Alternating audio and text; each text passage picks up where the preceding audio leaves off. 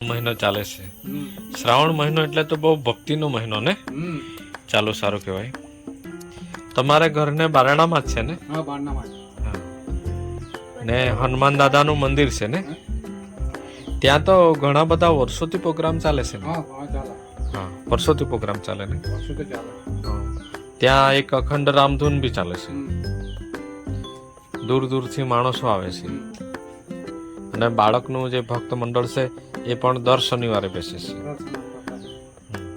ત્યાર પછી મહિલા મંડળ આવે છે.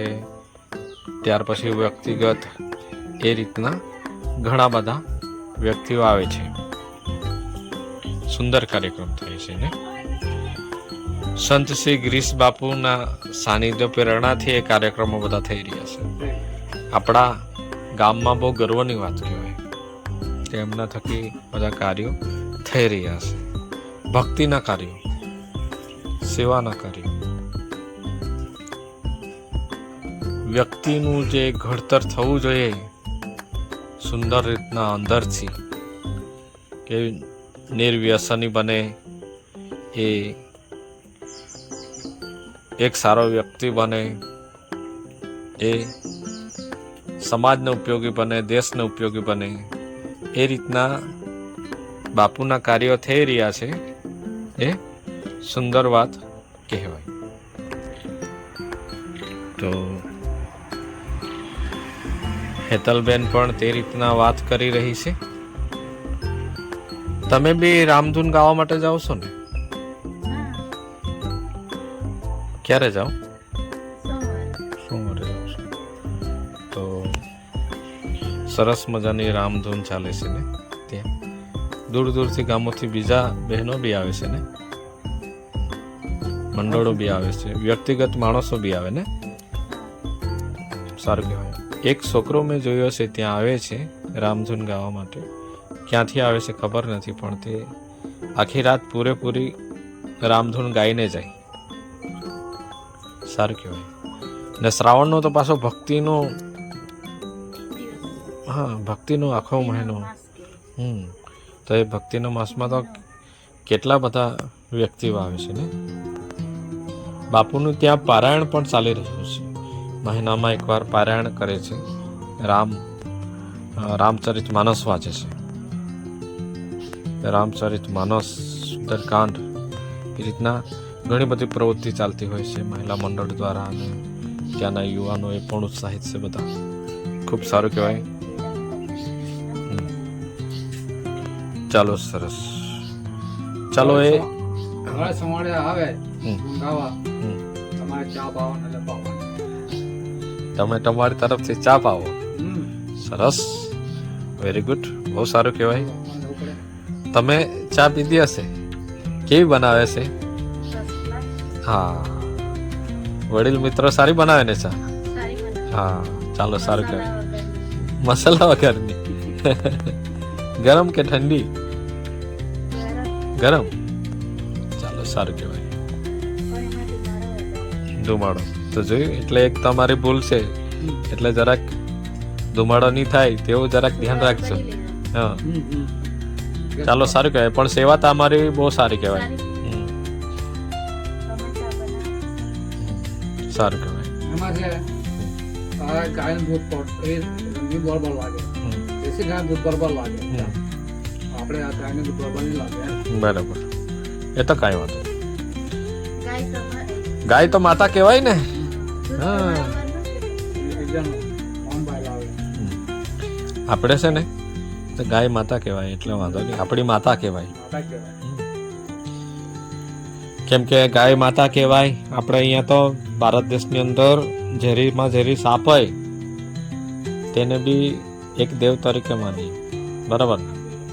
પથ્થરને બી દેવ માનીએ. આજે નાગ પંચમી બી છે. આપણે સાપને દૂધ પાવાનું એમ કે. આજે કઈ છે? નાગપાચમ છે.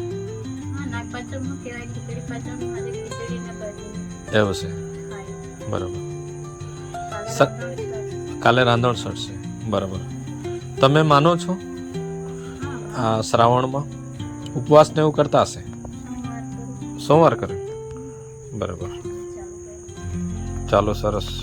સોમવાર તમે કરો છો શંકર ભગવાન ત્યાર પછી શ્રાવણમાં તો શંકર ભગવાનને હમ. એની વધારે માને. એવું કંઈ નહીં, એ તો આપણી ઈચ્છા મુજબ આપણા આરાધ્ય દેવ જે કાંઈ હોય તેને આપણે ભજી શકીએ કે માની શકીએ એમ. શ્રાવણમાં મહાદેવ મોટે ભાગે મહાદેવ ઇમ્પોર્ટન્ટ. દર સોમવારે છોકરાઓની બી રજા હોય, એ ચાલુ હોય છે, મોર્નિંગ મોર્નિંગ સ્કૂલ હોય છે. ને બહુ શંકર ભગવાનનું મંદિર હોય ને ત્યાં ઠેક ઠેકાણે લાંબી કતારો લાગેલી હોય છે સવારના. બહેને લોકો ખાસ જાય. તમે કોઈ દિવસ મંદિરે ગયા સોમવારે મહાદેવના મંદિરે? નથી ગયા. આપણે એક પદયાત્રા કરી લઈશું, ચાલશે ને સોમવારે? પણ સવારે સાંજે રાખવું પડે પદયાત્રા. ચાલો, સરસ. પદયાત્રા જાય તો મજા આવે, ચાલવાની મજા આવે. ચાલવાની મજા આવે. પછી બીજી શાની મજા આવે?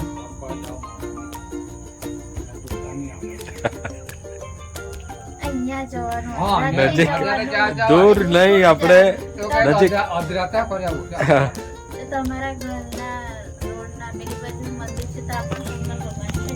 છે ને હા, તો ત્યાં પણ દર્શન કરી લેવાય. તમારા બાજુમાં ઘરના બાજુમાં મંદિર છે, ત્યાં બી શંકર ભગવાન પાર્વતી છે જ ને, છે ને ગણેશજી ને બેઠેલા છે તે. એ શંકર ભગવાનનું મંદિર જ કહેવાય. ચાલો, બહુ સારું કહેવાય, સરસ મજાનું. આજે આપણે થોડીક ભક્તિની વાત કરી અને શ્રાવણ માસની વાત કરી જે રીતના. તો ખરેખર એ વાત કરીને આનંદ આવ્યો અને એક પ્રકારની ગોષ્ઠી બી થઈ. કારણ કે આપણે જો ચર્ચા કરીએ ને તો જ એ શ્રેષ્ઠ વિચાર સુધી નીકળી શકીએ. કેમ કે એ જીવનના એ પ્રસંગો, જીવનના જે કાંઈ છે આપણા વિચારો, એ આપણા માટે ઉપયોગી છે. એ રીતના બીજા માટે પણ ઉપયોગી થાય. દરેક પછી નવું નવું જાણવા મળે. કંઈક નવું નવું જાણવા મળે. તમારા પરથી નવું હા. જાણવા મળે. એટલે આપણે ચર્ચા કરીએ તો જ એ શ્રેષ્ઠ વિચાર સુધી નીકળી શકે. તો આ શ્રાવણ માસનો હતો જ, આ એક ભક્તિની જ વાત હતી. અને ઘણી લાંબી વાત. હમ શ્રાવણ તો શરૂઆત છે. હમ તહેવારો બી હજુ ઘણા બાકી બાકી છે. છે. આ ચોમાસાની અંદર જ બધા તહેવારો આવતા હોય ને, ઘણા બધા તહેવારો આવતા હોય. એક પવિત્ર મહિનો આપણો જે શ્રાવણનો, જે ભક્તિનો, એ સરિતા હમણાં વહી રહી છે ને એમાં આપણને ઘણું બધું ભક્તિના માર્ગે કે પછી જાણવાનું, સમજવાનું મળી રહ્યું છે. અને લોકોનો પણ એ રીતના ભાવ હોય કે દરેક વ્યક્તિ કોઈક ને કોઈક રીતના બધાની રીતના જતા જ હોય છે, બરાબર ને? ને જેને માને તે રીતના જતા જ હોય છે મંદિરે. અને પોતપોતાની રીતે નહીં જઈ શકે તો પોતાની ઘરની અંદર એની ભક્તિ કરતા હોય છે, પૂરા ભાવથી ઉપવાસ કરતા હોય પોતપોતાની રીતના એમ. એ મોટે ભાગે તો શ્રાવણ માસ ખાસ મહાદેવનો શિવ મહાપાર્વતી. બિલકુલ બિલકુલ. સારું, તો આપણે વિડીયોને આપણે સ્ટોપ કરીએ.